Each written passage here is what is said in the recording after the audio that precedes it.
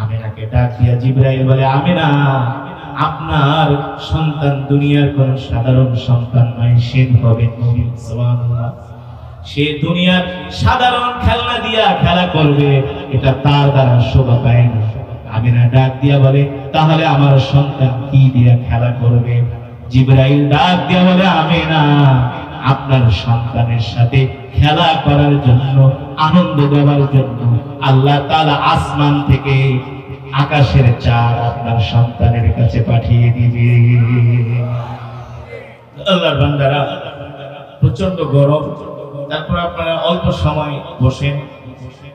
তিনি কিছু সিরাতুন নবী সাল্লাল্লাহু আলাইহি ওয়াসাল্লামের, রাসূলের সিরাত নিয়ে কিছু আলোচনা হবে। ছাত্রদের পাগড়ি প্রদান করা হবে, আপনারা মোনাজাত দিয়ে বাড়িতে যাবেন ইনশাআল্লাহ। আমরা কিছু সময় গরমকে উপেক্ষা করে আল্লাহর কোরআনের মজমায় বসতে পারবো না ইনশাআল্লাহ।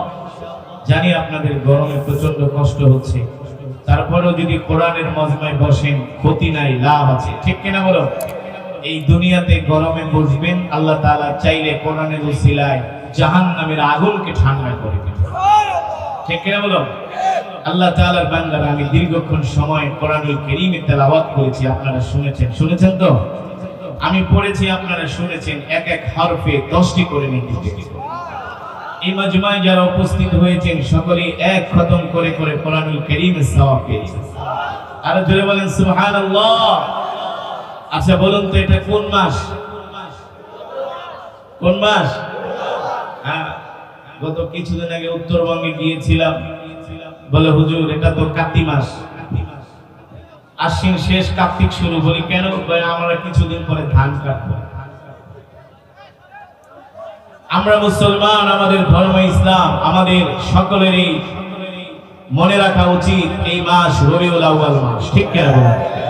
এই মাসে এই পৃথিবীতে আগমন করেছেন, এই ধরায় আগমন করেছেন, আল্লাহ তাআলা প্রেরণ করেছেন আপনার আমার কলিজার টুকরা বিশ্ব নবী জনাবে মুহাম্মদুর রাসূলুল্লাহ। আজকে বর্তমানে যে অশান্ত পৃথিবী, টালমাটাল পৃথিবী, অস্থিতিশীল পৃথিবী, পৃথিবীর রাষ্ট্রপ্রধানরা এই পৃথিবীতে শান্তি প্রতিষ্ঠা করতে পারছেন না, ঠিক কিনা বলেন?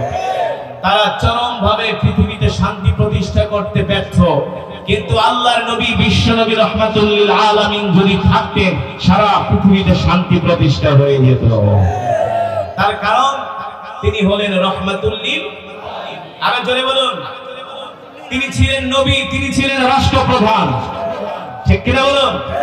তিনি ছিলেন ইমামুল আম্বিয়া, সমস্ত নবীদের ইমাম, সাইয়্যিদুল মুরসালিন, সমস্ত নবীদের সরদার, খাতামুন নবিয়্যিন, যার পরে পৃথিবীতে আর কোন নবীর আগমন হবে না, ঠিক কিনা বলুন? নবীজি সাল্লাল্লাহু আলাইহি ওয়াসাল্লাম দুনিয়াতে আসার আগেও ছিলেন রহমত, বরকত, আসার পরেও রহমত। সুবহানাল্লাহ বলেন। বলবো কিভাবে রহমত বরকত, শুনবেন? আল্লাহ রাসূলের পিতার নাম কি বলেন? জোরে বলুন। আল্লাহ রাসূলের পিতার নাম হলো আব্দুল্লাহ, ঠিক কিনা বলুন? মক্কার অসংখ্য রমণীরা আব্দুল্লাহকে দেখার জন্য পাগল হয়ে যায়। আব্দুল্লাহর বাড়ির সামনে প্রতিদিন মক্কার রমণীরা ভিড় জমায়। মক্কার রমণীরা নিজে থেকে আগ বাড়িয়ে আব্দুল্লাহকে বিয়ের প্রস্তাব দেয়। শুধু আব্দুল্লাহর কাছে বিয়ের প্রস্তাব দেয় না, আল্লাহ রাসূলের দাদার নাম হলো আব্দুল মুত্তালিব। নাম কি? আব্দুল মুত্তালিবের কাছে যে মক্কার ধনাঢ্য পরিবারের কন্যার বাবারা যে বিয়ের প্রস্তাব দেন, আর বলে আব্দুল মুত্তালিব, যা চাও বিনিময়ে তাই দিব, তারপরেও তোমার ছেলেটাকে আমার মেয়ের সাথে বিবাহ দাও, যত অর্থ চাও তত অর্থ দিব। আব্দুল মুত্তালিব, তোমার ছেলের জন্য আমার কন্যা পাগল হয়ে গিয়েছে। আব্দুল্লাহ রাস্তায় বের হতে পারে না। মক্কার অসংখ্য গণিত সুন্দরী রমণীরা আব্দুল্লাহর চতুর্পাশে ভিড় জমায়। আব্দুল্লাহ ডাক দিয়া বলে, মক্কার রমণীরা, এই মক্কায় তো পুরুষের অভাব নাই, যুবকদের অভাব নাই, তোমরা আমাকে কেন বিয়ে করার জন্য পাগল হয়ে গিয়েছো? মক্কার রমণীরা ডাক দিয়া বলে, আব্দুল্লাহ, আল্লাহি রাব্বিল কাবা, রবের কাবার কসম খায়া বলি, মক্কার জমিনে অগণিত যুবক আছে, কিন্তু তোমার চেহারার মধ্যে কি যেন একটা সৌন্দর্য দেখা যায়। এই সৌন্দর্য আমরা মক্কার কোন যুবকের চেহারার মাঝে পাই না। মক্কার কোন যুবকের চেহারার মাঝে সৌন্দর্য পাই না। আল্লাহর নবী আব্দুল্লাহ তিনি তো পৃথিবীর যেমন তেমন পুরুষ নন, ঠিক কিনা বলুন? যার ঔরসে আগমন করবেন পৃথিবীর শ্রেষ্ঠ নবী, ইমামুল আম্বিয়া, সাইয়্যিদুল মুরসালিন, পৃথিবীর মহামানব, ঠিক কিনা বলুন? তিনি তো যেন তেন মহিলাকে বিয়ে করতে পারে, যেন তেন মহিলার সাথে তার বিয়ে হতে পারে না। হযরত আমিনার সাথে আব্দুল্লাহর বিয়ে হয়ে যায়। হযরত আমিনার সাথে আব্দুল্লাহর বিবাহ বন্ধন হয়। আব্দুল্লাহ 3 দিন পর্যন্ত ঘর থেকে বের হয় না। সিরাতের কিতাবের মধ্যে আসছে 3 দিন পরে হযরত আব্দুল্লাহ ঘর থেকে বের হয়। আবার মক্কার মুমিনরা বলে চলো চলো আব্দুল্লাহকে এক নজর দেখে আসি। আব্দুল্লাহ বিয়ের পরে 3 দিন ঘর থেকে বের হয় নাই। চলো দেখি আব্দুল্লাহর মধ্যে সেই সৌন্দর্যটা এখন পাওয়া যায় কিনা। মক্কার অগণিত রমণীরা আব্দুল্লাহর বাড়ির পাশে ভিড় জমায়। আব্দুল্লাহ ডাক দিয়ে বলে, মক্কার রমণীরা আবারও বিয়ের পরে এসে জ্বালা যন্ত্রণা শুরু করেছো, কারণ কি? মক্কার রমণীরা ডাক দিয়ে বলে, আব্দুল্লাহ 3 দিন আগে তুমি আমাদের কাছে ছিলা হীরার টুকরা, 3 দিন আগে তুমি আমাদের কাছে ছিলা স্বর্ণের টুকরা, এখন আমাদের কাছে তোমার কোনো দাম নাই। কেন দাম নাই? আব্দুল্লাহ 3 দিন আগে তোমার চেহারার মধ্যে যে সৌন্দর্যটা দেখেছি, এই সৌন্দর্য আর তোমার মাঝে দেখা যায় না। সেটাই ছিলেন আল্লাহর নবী রাহমাতুল লিল আরো বড় বলুন আল্লাহর নবী রাহমাতুল লিল আলামিন। আল্লাহ তাআলা হযরত আমিনার গর্ভে পাঠিয়ে দিয়েছেন আল্লাহ রাসূলকে। মক্কার রমণীদের আর বুঝতে বাকি নাই, আব্দুল্লাহ যেমন তেমন পুরুষ না, তার গর্ভ থেকে, তার ঔরস থেকে তিনি যাকে বিবাহ করবেন তার গর্ভ থেকে হবে পৃথিবীর মহামানব, ঠিক কিনা বলুন? আব্দুল্লাহ হযরত আমিনার গর্ভে যখন আল্লাহর নবী চলে আসলেন, 2 মাস বয়সে আব্দুল্লাহ ব্যবসা করার জন্য সিরিয়ায় রওনা দেয়। পথিমধ্যে আব্দুল্লাহ অসুস্থ হয়ে ইন্তেকাল করে। আল্লাহ রাসূল হযরত আমিনার গর্ভে, আমিনার কাছে খবর আসে, আমিনা তোমার স্বামী আব্দুল্লাহ অসুস্থ হয়ে রাস্তায় ইন্তেকাল করেছে, মারা গিয়েছে। এই খবর শুনে আব্দুল্লাহর স্ত্রী হযরত আমিনা এতটা ব্যথিত হন, এতটা কষ্ট পান। হযরত আমিনা আফসোস করে আর বারবার বলে, আব্দুল্লাহ তোমার সন্তান আমার গর্ভে, তুমি আমাকে একা রেখে চলে গেলা। আব্দুল্লাহ আমি তোমার সন্তান নিয়ে কোথায় যাব, কোথায় দাঁড়াবো? হযরত আমিনা বিলাপ করে, কান্না করে, কষ্ট পায়, মনে মনে ভাবে, হায় রে, আব্দুল্লাহ বেঁচে থাকে আমার সন্তানের না কত সুন্দর একটি নাম রাখতো, ঠিক কিনা বলুন? প্রত্যেকটা বাবারই একটা স্বপ্ন থাকে সন্তানের সুন্দর নাম রাখার। সন্তান গর্ভে আসার সাথে সাথে সব প্ল্যান প্রোগ্রাম নেবে, কোন হসপিটালে নেবে, কোন হুজুর দিয়া নাম রাখবে, কয়টা নাম সিলেক্ট করবে, তার মধ্যে কয়টা রাখবে, কথা বলবে। সন্তানের জন্য কি আসবাবপত্র কিনবে, আগে থেকে সব মা বাবারা রেডি হয়ে যায়। হযরত আমিনার মনে এমন একজন সন্তান আসবে, তার জন্য কত না স্বপ্ন হযরত আমিনার মনে, কিন্তু বাবা তো নাই। হযরত আমিনা তো একা হয়ে গেলেন, তার সন্তানের বাবা তো নাই, তিনি বিধবা হয়ে গেলেন। একজন স্ত্রী বুঝে তার স্বামী যদি তার গর্ভে সন্তান রেখে মারা যায়, ওই স্ত্রীর মতো, ওই মেয়ের মতো আর দুঃখী মানুষ পৃথিবীতে হতে পারে না, ঠিক কিনা? পারে? একে তো গর্ভের সন্তান, দ্বিতীয়ত গিয়েছে মারা, বিধবা হয়ে গেছে, সন্তান এতিম হয়ে গেছে, কত কষ্ট। এই দুঃখ আল্লাহ ছাড়া কেউ বুঝবে না, ঠিক কিনা বলুন? বারবার আমিনা আসমানের দিকে তাকায় আর কান্না করে, হায় রে, আজকে আব্দুল্লাহ থাকলে কিছুদিন পরে সন্তান দুনিয়াতে আসবে, কত সুন্দর নাম রাখতো, তাকে পড়াশোনা করাতো, তার জন্য দামি দামি খেলনা আনতো, তাকে ঘুরতে নিয়ে যেত। হায় রে, আমার সন্তানের বাবা তো নাই, আমার সন্তান কিভাবে আমি সন্তানকে মানুষ করব, বড় করব? এমন অসংখ্য চিন্তা আমিনার মনে। হযরত আমিনাও জানে না তার গর্ভে কে এসেছেন, ঠিক কিনা বলুন? হযরত আমিনাও জানে না তার গর্ভে এসেছেন রাহমাতুল লিল আলামিন, আল্লাহু আকবার, যিনি কিনা সমগ্র বিশ্ববাসীর জন্য রহমত, আল্লাহু আকবার। আল্লাহ তাআলা জিবরাইলকে পাঠিয়ে দিলেন, জিবরাইল যাও, যে আমিনাকে সান্ত্বনা দাও। আমার আমিনা বুঝে না আমার আমিনার গর্ভে কে এসেছে। আমার আমিনা কষ্ট পায়, তার সন্তানের নাম কি রাখবে, কে রাখবে? ও জিবরাইল, আমার আমিনাকে যে বলে দাও, আমার আমিনার গর্ভে যে সন্তান, এই সন্তান পৃথিবীর কোন সাধারণ সন্তান নয়, এই সন্তান হলো কুল কায়নাতের নবী, আল্লাহু আকবার। এই সন্তানের নাম পৃথিবীর কোন মানুষ রাখবে সেটা শোভা পায় না, স্বয়ং আমি আল্লাহ আরশের মালিক, আসমানের মালিক, জমিনের মালিক, আমি আল্লাহ নিজের সন্তানের নাম রেখে দিলাম, যার নাম হবে মুহাম্মদ। আল্লাহু আকবার। মুহাম্মদ মানে অধিক প্রশংসিত, অধিক প্রশংসিত। যাও, এই সন্তানের নাম হবে মুহাম্মদ, মুহাম্মদ ইবনে আব্দুল্লাহ, আল্লাহু আকবার। আপনার আমার কলিজার টুকরা নবীর নাম রেখেছেন কে? আল্লাহ, আল্লাহ তাআলা। সেই নবীর উম্মত আমরা, আল্লাহু আকবার বলেন। আরো জোরে বলি আল্লাহু আকবার। খুশি নাকি বেজার? সেই নবীর নাম রেখেছেন আসমানের মালিক, আরশের মালিক, আল্লাহু আকবার। আল্লাহ তাআলা জিবরাইলকে জমিনে পাঠালেন, হযরত আমিনার ঘরে জিবরাইল আসলেন। এত সুন্দর সুদর্শন মানুষ আমিনা কোনোদিন দেখে নাই। হযরত জিবরাইলকে দেখে আমিনা চমকে গেলেন, অবাক হয়ে গেলেন। মিন আইনা জিতা, কোথা থেকে আসছো? তোমার নাম কি? তোমার মতো এমন সুন্দর মানুষ, লম্বা চওড়া মানুষ, সুদর্শন মানুষ তো আমি দেখি নাই। জিবরাইল ডাক দিয়ে বলে, আমিনা আনা জিতু মিনাল আরশ, আমি আরশ থেকে আসছি, আল্লাহ আমাকে পাঠিয়েছেন, আল্লাহ আমাকে আসমান থেকে পাঠিয়েছেন, আরশের মালিক। নাম কি তোমার? বলে আনা জিবরাইল। সুবহানাল্লাহ। আমি দুনিয়ার কোন সাধারণ মানুষ না, আমি হলাম আল্লাহর একজন বিশেষ দূত, বিশেষ ফেরেশতা। কেন এসছো? বলে শোনেন, আপনার গর্ভে যে সন্তান আসছে তাকে নিয়ে আপনি চিন্তিত? বলে হ্যাঁ, আমি অনেক চিন্তিত। কেন চিন্তিত?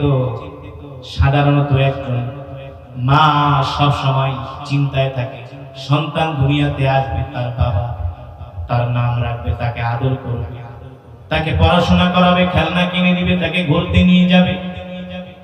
কিন্তু আমার সন্তানের তো বাবা নাই, আমি তো বিধবা, আমার সন্তান তো এতিম, কষ্ট তো লাগবে। হযরত জিবরাইল ডাক দিয়ে বলে, আমিনা শুনেন, আপনার গর্ভে যে সন্তান, এই সন্তান দুনিয়ার কোন সাধারণ সন্তান নয়, এই সন্তান হলো কুল কায়নাতের নবী। এই পৃথিবীতে যত নবী আছে সব নবীদের সরদার হবে আপনার সন্তান, সুবহানাল্লাহ। আপনার সন্তান হবে সমস্ত নবীদের ইমাম। আর আপনার সন্তানের পরে পৃথিবীতে আর কোন নবীর আগমন ঘটবে না, আল্লাহু আকবার। শুনেন, আপনার যে সন্তান আসছে, এই সন্তানের নাম দুনিয়ার কোন সাধারণ মানুষ রাখবে, এটা শোভা পায় না। আপনার সন্তানের নাম স্বয়ং আরশের মালিক আল্লাহ রাব্বুল আলামিন রেখে দিয়েছেন। আপনি চিন্তা করেন, আপনার সন্তানকে খেলনা কিনে দিবে তার বাবা। আরে শোনেন, দুনিয়ার সাধারণ শিশুরা খেলা করে মাটির খেলনা দিয়ে, ঠিক কিনা বলুন? কিংবা কাঠের খেলনা দিয়ে, কিংবা কাপড় দিয়ে খেলনা বানায়, প্লাস্টিক দিয়ে খেলনা বানায়, সেগুলো দিয়ে তারা খেলা করে। আমিনাকে ডাক দিয়া জিবরাইল বলে, আমিনা, আপনার সন্তান দুনিয়ার কোন সাধারণ সন্তান নয়, সে হবে নবী। সুবহানাল্লাহ। সে দুনিয়ার সাধারণ খেলনা দিয়া খেলা করবে, এটা তার দ্বারা শোভা পায় না। আমিনা ডাক দিয়া বলে, তাহলে আমার সন্তান কি দিয়া খেলা করবে? জিবরাইল ডাক দিয়া বলে, আমিনা, আপনার সন্তানের সাথে খেলা করার জন্য, আনন্দ দেওয়ার জন্য আল্লাহ তাআলা আসমান থেকে আকাশের চাঁদ আপনার সন্তানের কাছে পাঠিয়ে দিবে। কি? আকাশের চাঁদ, আকাশের চাঁদ আসবে আপনার সন্তানের সাথে খেলা করার জন্য। কোথায় আসবে? বলে আপনার বাড়িতে। সুবহানাল্লাহ। আকাশের চাঁদ এসে আপনার সন্তানের সাথে খেলা করবে, সুবহানাল্লাহ বলবেন না? হবে না? আপনি চিন্তা করেন। আর কি বলে, আমার সন্তানকে কে পড়াশোনা করাবে? জিবরাইল ডাকতে বলে, আপনার সন্তান দুনিয়ার কোন সাধারণ সন্তান নয়, আপনার সন্তান হলো নবী। ছোট মোটো নবী নয়, কোন গোত্রের নবী নয়, কোন বংশের নবী নয়, কোন দেশের নবী নয়, ঠিক কিনা বলুন? আপনার সন্তান হলো কেন্দ্রীয় নবী, ওয়ার্ল্ড ওয়ে, ঠিক কিনা বলুন? সারা পৃথিবীর নবী, কুল কায়নাতের নবী। আপনার সন্তান শুধু মানুষের নবী না, আপনার সন্তান হলো গাছের নবী, মাছের নবী। আর আস্তে বলতে পারেন, হুজুর নবী আবার গাছের নবী কিভাবে হয়? প্রশ্ন আসে কি আসে না? হুজুর নবী আবার গাছের নবী কিভাবে হয়? আল্লাহ রাসূল সাল্লাল্লাহু তাআলা আলাইহি ওয়াসাল্লাম যখন মসজিদে নববীতে কোরআনের দাওয়াত দিতেন, কোরআনের কথা বলতেন, দিন দিন দূর দূরান্ত থেকে কাফেররা এসে কালেমা পড়ে মুসলমান হতে লাগলো, সুবহানাল্লাহ। আল্লাহ রাসূল মসজিদে নববীর বারান্দায় একটা খেজুর গাছ ছিলেন। কি ছিলেন? খেজুর গাছ ছিলেন, এমন চেয়ার ছিলেন না। আল্লাহর নবী খেজুর গাছের সাথে হেলান দিয়ে কোরআনের কথা বলতেন। কিন্তু দিন দিন মুসলমানের সংখ্যা বেড়ে যাওয়ার কারণে দূর থেকে আল্লাহ রাসূলের চেহারা মোবারক দেখা যায় না, আর সাহাবীরা আল্লাহ রাসূলের চেহারা দেখবে না, এটা হতে পারে না, তাদের কলিজা ঠান্ডা হয় না, ঠিক না? সাহাবীরা এসে প্রস্তাব দিল, গো আল্লাহর রাসূল, দিন দিন আমাদের সংখ্যা বেড়ে যাচ্ছে, আপনি খেজুর গাছের নিচে হেলান দিয়ে বসেন, দূর থেকে আপনাকে দেখা যায় না। আমরা সিদ্ধান্ত নিয়েছি আপনার জন্য আমরা একটা উঁচু জায়গায় একটা মেম্বার বানাবো, সুবহানাল্লাহ। কি বানাবো? উঁচু একটা মেম্বার বানাবো। আপনি উঁচু জায়গায় উঠে কোরআনের কথা বলবেন, আমরা কান খুলে শুনবো, আপনার চেহারা দেখবো, আল্লাহু আকবার, আমাদের কলিজা ঠান্ডা হবে। আল্লাহ রাসূল অনুমতি দিলেন, ঠিক আছে যাও তোমরা মেম্বার বানাও। আল্লাহ রাসূলের জন্য মেম্বার বানানো হলো, মসজিদে নববীতে মেম্বার স্থাপন করা হলো।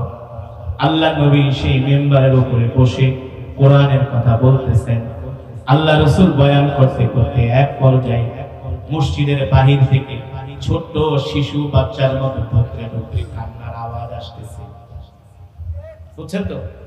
ছোট্ট শিশু বাচ্চার মতো ঢুকরে ঢুকরে কান্নার আওয়াজ আসতেছে, অথচ আশেপাশে কোনো ছেলে সন্তান নাই। কে কাঁদে? কে কাঁদে? আল্লাহ রাসূল তার সাহাবী আব্দুল্লাহ ইবনে মাসউদকে বললেন, আব্দুল্লাহ ইবনে মাসউদ যাও দেখো তো কোন বাচ্চা কান্না করতেছে। আব্দুল্লাহ ইবনে মাসউদ মসজিদের বারান্দায় করে কান্নার আওয়াজ পায় না। কান্নার আওয়াজ পাবে কিভাবে? এই কান্না তো আর সাহাবীর জন্য করে না, কান্না করে নবীর জন্য, ঠিক কিনা বলো? আব্দুল্লাহ ইবনে মাসউদ বলে, আল্লাহ রাসূল আমি তো কান্নার আওয়াজ পাই না। আল্লাহ নবী বলে, আমি তো পাইতেছি।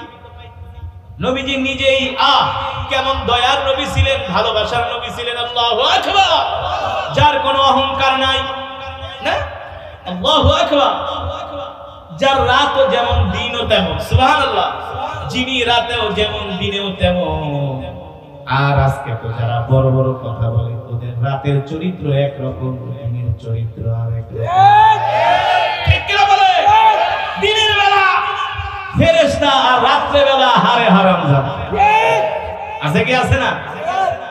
দিনের আলোতে মানুষের সামনে কথা কয় ফেরেশতার মতো, আর রাতের বেলা কাজ করে শয়তানের মতো, হ্যাঁ? কিন্তু আমার নবীর চরিত্র কেমন ছিল? তিনি রাতেও যেমন ছিলেন, দিনেও তেমন ছিলেন, সুবহানাল্লাহ। আল্লাহর নবী 63 বছর জিন্দেগিতে কোনোদিন তার জবান দিয়ে একটা মিথ্যা কথা বের হয় না, একটা মিথ্যা কথাও না, যাকে বলে ইংলিশে স্লিপ অফ টাং। আল্লাহ রাসূলের মুখ ফসকেও কোনোদিন একটা মিথ্যা কথা, একটা অসার কথা আল্লাহ রাসূলের জবান দিয়ে। এই পৃথিবীর রাষ্ট্রপ্রধানেরা, সুশীল সমাজেরা, যারা নিজেদেরকে বাংলাদেশের সুশীল দাবি করো, একটার মাথায় চুল নাই, থাকবে কিভাবে? সারাদিন শুধু শয়তানি চিন্তা, ঠিক কিনা বলো? কত মাসে দেখি তোমরা কত বিষয় নিয়ে টকশো করো।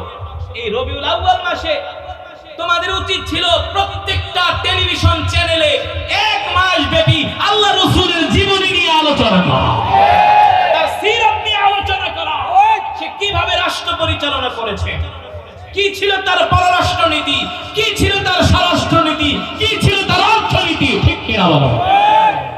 তোমরা তো কত মহাত্মা গান্ধী, চ্যাটার্জি, ব্যানার্জি, ঘোড়ার ডিমের জি না, লেনসন ম্যান্ডেলা, ওদেরকে নিয়ে তোমরা টকশো করো, আল্লাহ রাসূলের জীবনী নিয়ে টকশো করতে পারো না? কেমন ছিল তার জীবন, কিভাবে সে রাষ্ট্র পরিচালনা করেছেন, মানুষের অধিকার কিভাবে আদায় করেছেন। তোমরা আল্লাহ রাসূলের জীবনী নিয়ে টকশো করলে তো তোমাদের চুরি চামারি বাটপারি বন্ধ হয়, ঠিক কিনা বলো? আল্লাহ রাসূল রাষ্ট্রনায়ক ছিলেন, রাষ্ট্রপ্রধান ছিলেন। কিছু মানুষ বলে মোল্লাদের দেশ চালানোর যোগ্যতা নেই, বলে কি বলে না? মোল্লাদের দেশ চালানোর যোগ্যতা আছে, কিন্তু চুরি করার যোগ্যতা না। আমি চ্যালেঞ্জ করে বলি, বাংলাদেশে অনেকগুলো বর্তমানে মোল্লা ছিল চেয়ারম্যান, মেম্বার, ঠিক কিনা বলুন? যে এলাকায় মোল্লারা চেয়ারম্যান, সেই এলাকায় কোনো দুর্নীতি নেই। মোল্লারা এই আধুনিক যুগেও পায়ের সাইকেল চালায় মানুষের বাড়িতে যায় যায় জনগণের ভাতা দিয়ে আসে, হ্যাঁ, পায়ে হেঁটে ভাতা দিয়ে আসে। একজন আলেম চেয়ারম্যান, তিনি নিজের হাতে ইউনিয়ন পরিষদের ওয়াল নিজেই নির্মাণ করছে, নিজে রাজমিস্ত্রি, আশেপাশে তার লোকজন সবাই লোক জুগালি। এই হলো মোল্লাদের অবস্থা। মোল্লারা পৃথিবীতে রাষ্ট্র পরিচালনা করতে পারে না। দেখো না তোমার বাবা মোল্লারা, তালেবানরা কিভাবে তারা রাষ্ট্র পরিচালনা করছে। ওই আমেরিকা গণায়ও ধরে না। এই কিছুদিন আগে তারা পাকিস্তানে আসছে, দুইজন মোল্লা আফগান থেকে আসছে, পাকিস্তানের জাতীয় সঙ্গীত বাজতেছে, সেটার ভিতরে বাজনা দেওয়া, কি দেওয়া, সবাই দাঁড়ায়া বাজনার তালে তালে জাতীয় সঙ্গীত গায়, আর মোল্লা দুইজন বসে আছে। কি এর গোড়ার ডিম? দুইজন কেন বসলো না? বলে এই বাজনা ছাজনা হারাম, এগুলো আমরা অ্যাকসেপ্ট করি না, ঠিক কিনা বলুন? পৃথিবীর পরাশক্তি আমেরিকা 20 বছর এই মোল্লাদের মার খেয়েছে। পৃথিবীর পরাশক্তি রাশিয়া, সোভিয়েত ইউনিয়ন 15 বছর এই মোল্লাদের সাথে যুদ্ধ করছে, কিন্তু পারে না, ঠিক কিনা বলুন? এখন সেই রাশিয়া যায় মোল্লাদের সাথে আঘাত করছে, চায় না। চীন বুঝছে যে মোল্লারা আসলে কি জিনিস, ঠিক কিনা বলুন? হ্যাঁ, মোল্লারাও যদি বাংলাদেশের এই আন্দোলনে যোগ না দিত, তাহলে এই আন্দোলন সফল হতো না। এই আন্দোলনের সূচনাই করেছিল মোল্লারা 2013 সালে, ঠিক কিনা বলুন? মোল্লা কারা? এই আন্দোলনের বীজ বপন করেছিল মোল্লারা। আমরা চাই আল্লাহর জমিনে আল্লাহর দ্বীন কায়েম হোক, কোন মানুষ মানুষের উপর যাতে জুলুম না করে, অত্যাচার না করুক, রক্ষক যাতে ভক্ষক না হয়। কথা বলেন? কে বলতে পারবে মোল্লাদের 2 পয়সার দুর্নীতি? হ্যাঁ, কেউ বলতে পারবে না। সারা পৃথিবীতে আফগানের মোল্লাদেরকে কোণঠাসা করে রাখার ষড়যন্ত্র হয়েছে। আল্লাহ তাআলার কি কৌশল! তোমরা মোল্লাদেরকে কোণঠাসা করতে যায়, এখন তোমরাই কোণঠাসা হয়ে গেছে। মোল্লারা দিন দিন তাদের অর্থনীতি আরো আগের চেয়ে সমৃদ্ধ হচ্ছে, তাদের অর্থ ভান্ডার সমৃদ্ধ হচ্ছে, তাদের মুদ্রার মান বেড়ে যাচ্ছে, মূল্যস্ফীতি কমে যাচ্ছে। এবারের হজে আমি হারাম থেকে বের হয়েছি, হোটেলে আসব, একজন আফগান তালেবান দৌড়ে আসছে, আইসা আমাকে সালাম দিয়া বলে আইনাল বিলাদ। আমি বলি আনা বাংলাদেশি। আমার দিকে তাকায় বলে আনতা কারি। আমি বলি নাম। তুমি কিভাবে চিনো? মোবাইলটা বের করে আমার একটা তেলাওয়াত দেখেছে, এই যে দেখো, এটা কি তুমি? আমি বলি হ্যাঁ। আইনাল বিলাদ, বলে আনা আফগানি। আফগানিস্তান আমার বাড়ি। কোথায়? কয় হেলমান্দ। হেলমান্দ প্রদেশে তার বাড়ি। যেমন ইংলিশ তেমন আরবি। একেবারে হারাম থেকে আজিজিয়া পর্যন্ত প্রায় 3 কিলোমিটার রাস্তা, কথা বলতে বলতে চলে গেছি, চোখের পলকে 3 কিলোমিটার রাস্তা পার হয়ে গেছে। জিজ্ঞেস করলাম তুমি কি মুজাহিদ? বলে মুজাহিদ মানি আমি আমেরিকার বিরুদ্ধে 20 বছর যুদ্ধ করেছি, আমার বাবা যুদ্ধে শহীদ হয়েছে, আল্লাহর কসম করে বলে। জামা উঠায় বলে দেখে এই যে আমার শরীরে কত অস্ত্রের দাগ। গোলাবারুদের দাগ দেখো, বুকের ভিতরে দেখালো যে দেখো কত গুলির দাগ এসে এখানে লেগেছে। জিজ্ঞেস করলাম তোমাদের দেশের কি অবস্থা? বলে তোমরা মিডিয়ার মাধ্যমে যা শোনো সব মিথ্যা কথা, সব মিথ্যা কথা। আমাদের দেশ এগিয়ে যাচ্ছে, শুধু অর্থনৈতিক দিক থেকে এগিয়ে যাচ্ছে না, আমরা সামরিক দিক থেকে এগিয়ে যাচ্ছি ইনশাআল্লাহ। বলে আমরা 5 ইয়ার্স থেকে 10 ইয়ার্স এর মধ্যে আমরা পৃথিবীতে হব পরাশক্তি, আমরা হব পরাশক্তি। বলে পৃথিবীতে আজকে আমাদেরকে যেভাবে ফোকাস করা হচ্ছে, আমরা সন্ত্রাসী, আমরা না খায়া মরি, আমাদের কিছু নাই, এগুলো সব মিথ্যা কথা। বলে শোনো, যেই দিন থেকে আমরা ক্ষমতা গ্রহণ করেছি, আল্লাহর কোরআন বলেছে যদি কোরআনের রাজ কায়েম হয়ে যায়, আল্লাহ তাআলা মাটির নিচ থেকে বরকত বের করে দেয়, আসমান থেকে আল্লাহ তাআলা সাকিনা নাজিল করে। বলে আগে আমাদের আনার গাছে, যেই গাছে আনার হতো 5 কেজি, এখন হয় 20 কেজি। আল্লাহ তাআলা মাটির নিচ থেকে বরকত বের করে দিচ্ছেন, সুবহানাল্লাহ বলেন। বন্ধুরা আমার, যুবক, আমরা তো সেই বিশ্বনবীর শিষ্য, আমরা তো পৃথিবীতে শুধু আরাম-আয়েশী বিলাসী জিন্দেগি যাপন করতে আসি নাই। আল্লাহ তাআলা আমাদেরকে এই দুনিয়াতে দায়িত্ব দিয়ে পাঠিয়েছেন আল্লাহর জমিনে আল্লাহর দ্বীন কায়েম করার জন্য, কোরআনের রাজ কায়েম করার জন্য। ঠিক কিনা বলেন? আমরা সেই বিশ্বনবীর শিষ্য। আমাদের নবী ছিলেন রাহমাতুল লিল আলামিন। একটু আগে হাদিসের যেই বিষয়টা নিয়ে আলোচনা করছিলাম, মনে আছে তো? কোনটা? আরে ওই যে খেজুর গাছ, মনে আছে নাকি? হ্যাঁ, আল্লাহ রাসূল রাহমাতুল লিল আলামিন তিনি ছোট বাচ্চার মতো আবেগ প্রবণ হয়ে তিনি মসজিদ থেকে বের হয়ে গেলেন। কোত্থেকে কান্নার আওয়াজ আসে, আল্লাহ রাসূল এগিয়ে যায়, কান্নার আওয়াজ বেড়ে যায়। আল্লাহ রাসূল এগিয়ে যায়, কান্নার আওয়াজ বেড়ে যায়। আল্লাহ রাসূলের আর বুঝতে বাকি রইল না, ওই খেজুর গাছ ছোট বাচ্চার মতো ঢুকরে ঢুকরে কান্না করতেছে। আল্লাহু আকবার। রাহমাতুল লিল আলামিন খেজুর গাছের গায়ে হাত দিয়া বলে, এ খেজুর গাছ, এতদিন আপনি আমার সাথে হেলান দিয়া কোরআনের কথা বলছেন, আপনার বরকতি শরীর মোবারক আমার গায়ে লেগেছে, আমি ধন্য হয়ে গেছি। আজকে থেকে তো আপনি আর আমার সাথে হেলান দিবেন না, আপনি মেম্বারে বসে বয়ান করবেন, আপনার বরকতি শরীর মোবারক আমার গায়ে লাগবে না।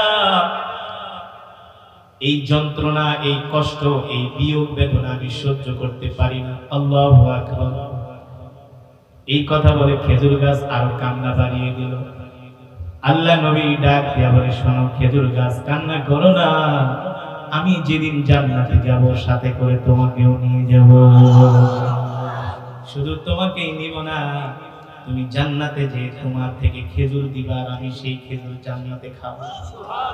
আর জোরে বলুন সুবহানাল্লাহ। আমার নবী ছিলেন রহমত, আমার নবী ছিলেন বরকত। ঠিক কিনা বলুন? হযরত আমিনার গর্ভে যখন আল্লাহ রাসূল আসলেন, জিবরাইল তো সান্ত্বনা দিয়া চলে গেছে। এবার তো হযরত আমিনা বুঝতে পেরেছে তার গর্ভে দুনিয়ার কোন সাধারণ সন্তান নয়, যিনি হবেন নবী, কুল কায়নাতের নবী। হযরত আমিনা আত্মীয় স্বজনের বাড়িতে যায়, আত্মীয় স্বজন আসে দাওয়াত দিয়া নিয়ে যায়। হযরত আমিনা যেই দিকে যায় সেই দিক থেকে তার শরীর থেকে জান্নাতের খুশবুর ঘ্রাণ বের হয়। যে রাস্তা দিয়ে যায় ওই রাস্তায় এসে মানুষ সিরিয়াল ধরে দাঁড়ায় থাকে খুশবুর ঘ্রাণ নেওয়ার জন্য। সুবহানাল্লাহ। কে গেল রে, কে গেল রে? আমিনা গেল, আমিনা গেল এই রাস্তা দিয়া। যেখানে আমিনা সেখানেই ঘ্রাণ। সুবহানাল্লাহ। হযরত আমিনা রাস্তায় বের হয়, গাছগুলো আমিনাকে সালাম দেয়, আসসালামু আলাইকি ইয়া আমিনা। আমিনাকে গাছ সালাম দেয়। আমিনা ডাক দিয়ে বলে, গাছ সালাম দাও, কারণ কি? বলে, কেন সালাম দিব না? আপনি কি জানেন আপনার গর্ভে কে আছে? আপনার গর্বে শুধু মানুষের নবী না, তিনি আমাদের নবী। আপনি হলেন সেই নবীর সম্মানিতা মা। আপনাকে সালাম দিব না তো দিব কাকে? আর জোরে বলেন সুবহানাল্লাহ। আল্লাহ রাসূলের সম্মানে শুধু গাছ সালাম দেয় না, পাথর পর্যন্ত সালাম দেয়। আল্লাহু আকবার। হযরত আমিনা যেদিকে যায় সেদিকে ঘ্রাণের ঘ্রাণ। এই গাছ বলে নবীর মা আসতেছে, পাথর বলে নবীর মা আসতেছে। আল্লাহু আকবার। এবার মক্কার কিছু দুষ্ট মহিলারা আমিনার বিরুদ্ধে লেগে গেল। আমিনা যেখানেই যায় সেখানেই ঘ্রাণ। আমিনা এত দামি দামি খুশবু কোথায় পায়? আমিনার তো স্বামী নাই। আছে না কিছু দুষ্ট মহিলা? দুষ্ট মহিলারা আব্দুল মুত্তালিবের স্ত্রীর কাছে যায় বিচার দেয়, তোমার ছেলের বউ বিধবা, কিন্তু দামি দামি খুশবু কোথায় পায়? ছেলে তো মারা গেছে, এত দামি দামি খুশবু কোথায় পায়? দুষ্ট মহিলারা আব্দুল মুত্তালিবের স্ত্রীর কাছে বিচার দেয়। আব্দুল মুত্তালিবের স্ত্রী আমিনাকে কিভাবে জিজ্ঞেস করে, সন্তান তো মারা গেছে, ছেলের বউ বিধবা হয়ে গেছে, সম্ভ্রান্ত পরিবারের কন্যা হলো আমিনা। জাতির মেয়েদেরকে ধমক দেওয়া লাগে না, চোখ রাঙ্গানিতে, চোখের কথায়, চোখের ইশারায় তারা বুঝে যায়, ঠিক কিনা বলে? এই কারণে নদীর পানি ঘোলাও ভালো। জাতির মেয়ে, এ যুবক, বিয়ে তো করবা, জাতির মেয়ে দেখে বিয়ে করবে, যাকে তাকে দেখে বিয়ে করবে না, পস্তাইতে হবে, ঠিক কিনা বলে? হযরত আমিনা ছিলেন সম্ভ্রান্ত পরিবারের একজন কন্যা। আল্লাহু আকবার। আব্দুল মুত্তালিব তার স্ত্রীকে বলল, ঠিক আছে, আমিনাকে একদিন ডাকো, তার সাথে আমরা কথা বলি। আশেপাশের মহিলারা এসে আমিনার নামে নালিশ দেয়, অথচ আশেপাশের মহিলারা তো বুঝে না আমিনার গর্ভে তো দুনিয়ার শ্রেষ্ঠ নবী, ঠিক কিনা বলো? তারা তো সমালোচনা করবে। হযরত আমিনাকে ডাক দেওয়া হলো। আব্দুল মুত্তালিবের স্ত্রী ডাক দিয়ে বলে, মা, তোমাকে একটা কথা বলবো, তুমি রাগ করবে না, কষ্ট পাবে না। আমিনা ডাক দিয়ে বলে, বলুন, কি বলবেন? আমিনা গো, শোনো মা, তুমি তো বিধবা, আমাদের সন্তান তো মারা গেছে, কিভাবে তোমাকে কথাটা বলি রে আমিনা। আমিনা গো, তুমি দামি দামি খুশবু কোথায় পাও? তুমি যেখানেই যাও, রাস্তায় বের হলে, ঘরে থাকলেও শুধু খুশবুর ঘ্রাণ বের হয়। হযরত আমিনা ডাক দিয়ে বলে, আম্মা জান, কে বলেছে? বলে, আশেপাশের মহিলারা এসে বিচার দিচ্ছে। শুধু মহিলা না, আমি নিজেও তোমার থেকে ঘ্রাণ পাই। তুমি রান্নাঘরে গেলে ঘ্রাণ পাই, গোসলখানাও ঘ্রাণ পাই, তোমার পাশে পিছনে পিছনে আমি যেখানে যাই সেখান থেকেই ঘ্রাণ পাই। হযরত আমিনা ডাক দিয়া বলে, আম্মা জান, আমি একজন বিধবা মেয়ে, আমার স্বামী নাই, কে আমাকে খুশবু এনে দিবে? কোত্থেকে আমি দামি দামি খুশবু পাবো? তবে শোনেন গো আম্মা জান, যেই দিন থেকে আমার গর্ভে আমার সন্তান মুহাম্মদ আসছে, সুবহানাল্লাহ, মুহাম্মদ নাম শুনে আব্দুল মুত্তালিবের স্ত্রী অবাক হয়ে গেছে। তোমার সন্তান যিনি গর্ভে, তার নাম মুহাম্মদ, এমন নাম তো শুনি নাই, এই নাম তুমি কোথায় পাইলা? সুবহানাল্লাহ। আমিনা ডাক দিয়া বলে, আম্মা জান, আমার গর্ভে যে সন্তান, এই সন্তানের নাম দুনিয়ার কোন মানুষ রাখবে সেটা শোভা পায় না। আমার সন্তানের নাম আসমানের মালিক, জমিনের মালিক আল্লাহ রাব্বুল আলামিন রেখে দিয়েছে। আল্লাহু আকবার। আমার সন্তানের নাম হলো মুহাম্মদ। আমার সন্তানের নাম, জোরে বলুন, মুহাম্মদ। আল্লাহ তাআলা জিবরাইলের মাধ্যমে আমাকে জানিয়ে দিয়েছেন, সুবহানাল্লাহ। আম্মা জান, শুনেন শুনেন, যেই দিন থেকে মুহাম্মদ আমার গর্ভে এসেছে, সেই দিন থেকে আমার শরীর থেকে জান্নাতের ঘেরান বের হয়, খুশবুর ঘেরান বের হয়। আল্লাহু আকবার। কেন এবার বের হবে না? হযরত আমিনার গর্ভে হলেন রাহমাতুল লিল আলামিন। আল্লাহু আকবার। মুসলমান সেই নবীর উম্মত, আমরা খুশি নাকি বেজার? জোরে বলুন। শুধু খুশি হলেই চলবে না, সেই নবীর আদর্শ গ্রহণ করতে হবে, সেই নবীর চরিত্র গ্রহণ করতে হবে, ঠিক কিনা বলুন? সেই নবীর সুন্নাহ অনুযায়ী আমাদেরকে চলতে হবে। আজকে সেই রাসূলের সুন্নাত আমাদের মাঝে নাই, সেই নবীর আখলাক চরিত্র আমাদের মাঝে নাই। অথচ আল্লাহ নবী কি বলছেন? মান আহাব্বা সুন্নতি ফাকাদ আহাব্বানি, ওয়ামান আহাব্বানি কানা মাই ফিল জান্নাহ। উম্মত, তোমরা যদি আমার সুন্নতকে ভালোবাসো, আমার সুন্নতকে জিন্দা করো, আমার একটা আদনা থেকে আদনা সুন্নতকে যদি তোমরা দুনিয়ার জমিনে প্রতিষ্ঠিত করো, আমি নবী তোমাদেরকে সাথে নিয়ে আল্লাহর জান্নাতে প্রবেশ করব। অথচ রাসূলের সুন্নত আমাদের মাঝে নাই। আজকে যুবকদের মাঝে রাসূলের সুন্নত নাই, ঠিক কিনা বলেন? যুবকরা চুল কাটার জন্য সেলুনে যায়। কোথায় যায়? যায় বলে না সেলুনের ভাই, আমার চুলটা আমার নবীর স্টাইলে কেটে দাও। ও সেলুনের ভাই, আমার চুলটা আমার নবীর সুন্নত তরিকায় কেটে দাও, ঠিক কিনা বলে? সেলুনে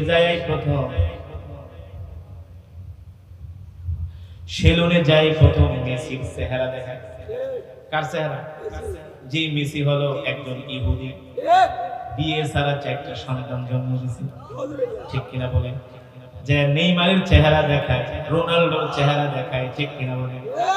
শাহরুখ খানের চেহারা দেখায়, যে শাহরুখ হলো মুসলমান, ওর স্ত্রী হলো হিন্দু, ওদের গর্ভে যারা জন্ম নিয়েছে সব হলো পাস্তান। ওদের কাজকে আমরা অনুসরণ করি, অনুকরণ করি, অথচ আমাদের উচিত ছিল আল্লাহ রাসূলকে অনুসরণ করা, ঠিক কিনা বলেন? এই কারণে আজ থেকে আমরা জীবনে যতদিন বাঁচবো আল্লাহ রাসূলের সুন্নত অনুযায়ী বাঁচবো। আল্লাহ রাসূলের সুন্নতকে আমরা প্রতিষ্ঠিত করব, আল্লাহ রাসূলের সুন্নতকে আমরা জিন্দা করব। রাজি আছেন ইনশাআল্লাহ? আল্লাহ তাআলা আমাদের সকলকে এই রবিউল আউয়াল মাসে আমরা যে আলোচনা শুনলাম রাসূলের মহব্বতে, আল্লাহ রাসূলের সুন্নতগুলো যেন আমরা আমাদের বাস্তব জীবনে বাস্তবায়িত করতে পারি, আমল করতে পারি, আল্লাহ রাসূলের সুন্নতকে যেন আমরা প্রতিষ্ঠিত করতে পারি। আল্লাহ তাআলা আমাদের সকলকে তৌফিক দান করুন। আজকের এই মাজমুআকে আল্লাহ তাআলা কবুল করুন।